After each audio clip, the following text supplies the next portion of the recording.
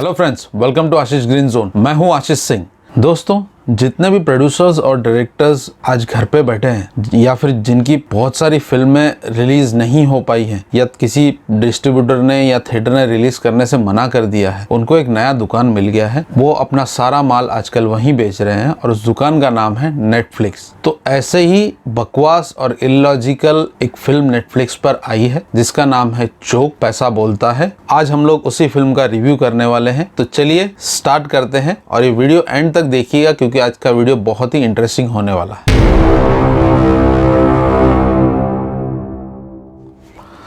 दोस्तों, चोक की story demonetisation की स्टोरी है जो 2016 में हुई थी। और डीमोनेटाइजेशन के वक्त या नोटबंदी के वक्त जो जो तकलीफें लोगों को हुई थी, जैसे बैंकों में लाइन लगाना या फिर किसी की शादी है तो उस वक्त पैसों का अरेंजमेंट, तो मुझे समझ में ये नहीं आया कि अब इस स्टोरी को बोलने का या दिखाने का इनका क्या मकसद था। अच्छा चलो, अगर आपको दिखाना भी है तो कुछ इस तरह दिखाते कि थोड़ा पब्लिक एंटरटेन होती, जो लोग देख रहे, जो व्यूअर्स देख रहे वो एंटरटेन होते। आप इस फिल्म से क्या कहना चाहते हैं ये ऑडियंस तक पहुंचती, लेकिन ऐसा इस फिल्म में कुछ भी नहीं है। तो चलिए पहले मैं आप लोगों को इस फिल्म की स्टोरी बता देता हूँ। स्टोरी कुछ है नहीं खास। शायामी खेर और रोशन मैथ्यू हस्बैंड वाइफ है और उनका एक बेटा भी है। ये लोअर मिडिल क्लास फैमिली से बिलोंग करते हैं और एक चौल में रहते हैं मुंबई के। अपना घर चलाने के लिए शायामी खेर एक बैंक में नौकरी करती है और रोशन मैथ्यू जो उनके हस्बैंड है वो अभी कुछ नहीं कर पा रहे हैं क्योंकि उनको म्यूजिक डायरेक्टर बनना है और उनको कोई चांस मिल नहीं रहा है। ऐसे में एक रात शायामी खेर के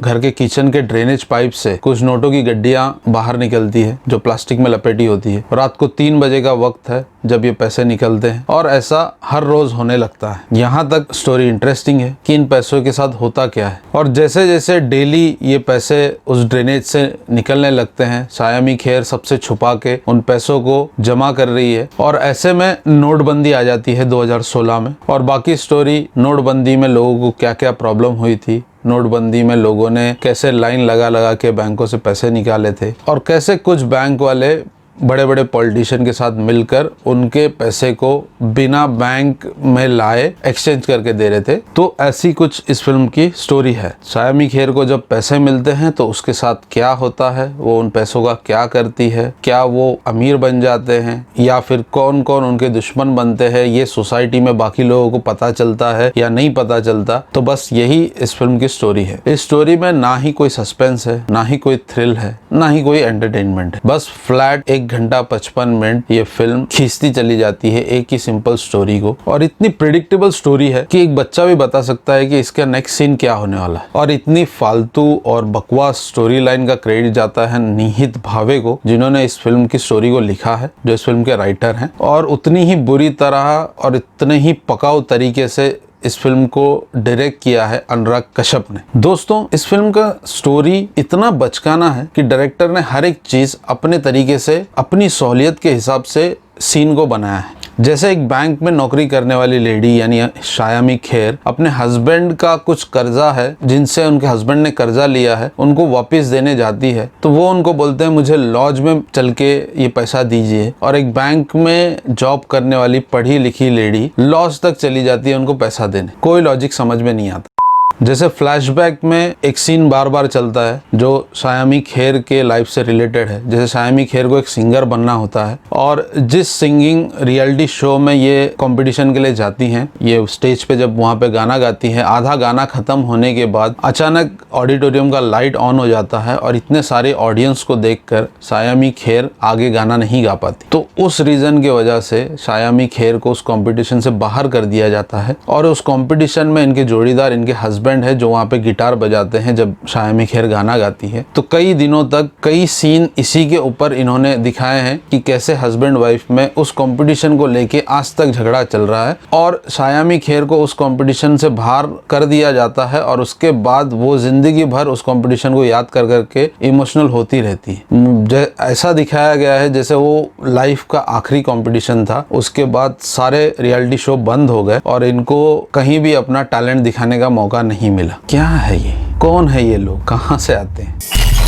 जिस ड्रेनेज पाइप से ये पैसे इनके घर तक आ रहे हैं, वो पैसे उनके ऊपर एक फ्लोर पे रहने वाले पॉलिटिशियन के पीए का पैसा है, वो अपने सारे पैसों की गड्डी बना के अपने ड्रेनेज में डालता है जो इनके ड्रेनेज से बाहर आ रहा है। अब ये सारा चीज तो आपने ट्रेलर में भी देखा होगा, लेकिन आपको सुन के ये हैरानी होगी कि इतने करोड़ों रुपए उस घर में पड़े हैं पॉलिटिशियन के पीए के घर में, और उसकी चाबी रखी जाती है घर के बाहर के डोरमैट पे। जी हाँ, डोरमैट पे, डोरमैट के नीचे भी नहीं, डोरमैट के ऊपर रखी जाती है।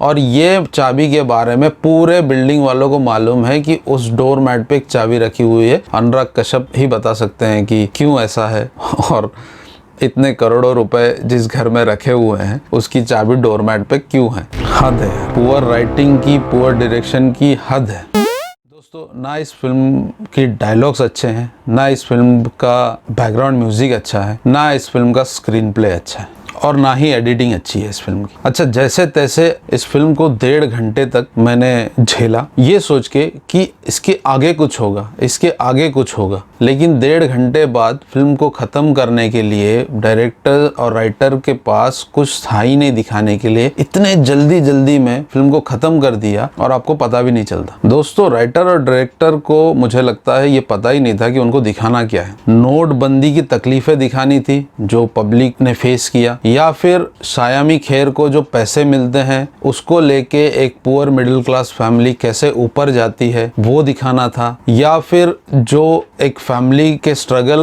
की कहानी है जहाँ हस्बैंड वाइफ के झगड़े हैं, ये फैमिली ड्रामा दिखाना था। इनको वो भी नहीं समझ में आया। तो दोस्तों, इन्होंने पूरी खिचड़ी बना के रख दी इस फिल्म को। दोस्तों, मैं सिर्फ इतना ही बोलना चाहूँगा इस फिल्म के मेकर से, अगर आपको नोटबंदी के ऊपर ही कुछ बताना था, बीजेपी के अगेंस्ट ही कुछ बोलना था, तो डायरेक्ट बोल देते। इतनी बकवास फिल्म बना के लोगों को बोर करके बताने की ज़रूरत क्या थी। और वैसे भी अगर बीजेपी अपना काम ठीक से नहीं करती है तो अनुराग कश्यप तो ट्विटर पे जा के अपनी बातें बोलते ही हैं, लेकिन अनुराग कश्यप अपना काम ठीक से करना क्यों भूल जाते हैं? क्यों ऐसी बकवास फिल्म बना के ऑडियंस को क्यों बोर कर रहे हैं आप? दोस्तों, मैं सिर्फ इतना ही कहना चाहूंगा, 800 रुपए पर मंथ नेटफ्लिक्स का सब्सक्रिप्शन चार्ज है, और ये 8 अच्छा कंटेंट भी हमको नहीं दिखा पा रहे हैं। इनकी क्रिएटिव टीम नेटफ्लिक्स की पता नहीं कौन सा सस्ता नशा करके सारे फिल्म अप्रूव किए जा रही है। या तो नेटफ्लिक्स ऑडियंस को ग्रांटेड ले रही है, या फिर हम लोग बेवकूफ़ हैं जो 800 रुपए दे के नेटफ्लिक्स का सब्सक्रिप्शन ले रहे हैं और ऐसी बकवास चीज़ें देख रहे हैं। दोस्तों, मुझे और इससे ज़्यादा कुछ नहीं कहना है। अगर आपके पास बहुत टाइम है इस लॉकडाउन में तो जाएं और अपनी फैमिली के साथ लूडो खेलें। 2 घंटे वहाँ पे इन्वेस्ट कीजिए। इस बकवास फिल्म को बिल्कुल मत देखिए। हो सकता है इस फिल्म को देखने के बाद आपके सर के साथ पूरे बॉडी में दर्द शुरू हो जाए, तो इस फिल्म को स्किप कीजिए और अपने टाइम अपने फैमिली के साथ स्पेंड कीजिए। मैं इस फिल्म को दूंगा 1 स्टार। और अगर आपको मेरा वीडियो अच्छा लगा है तो लाइक कीजिए, मेरे चैनल को सब्सक्राइब कीजिए और मेरे वीडियोस को शेयर कीजिए। तो मिलते हैं अगले वीडियो में। Till then, take care, God bless.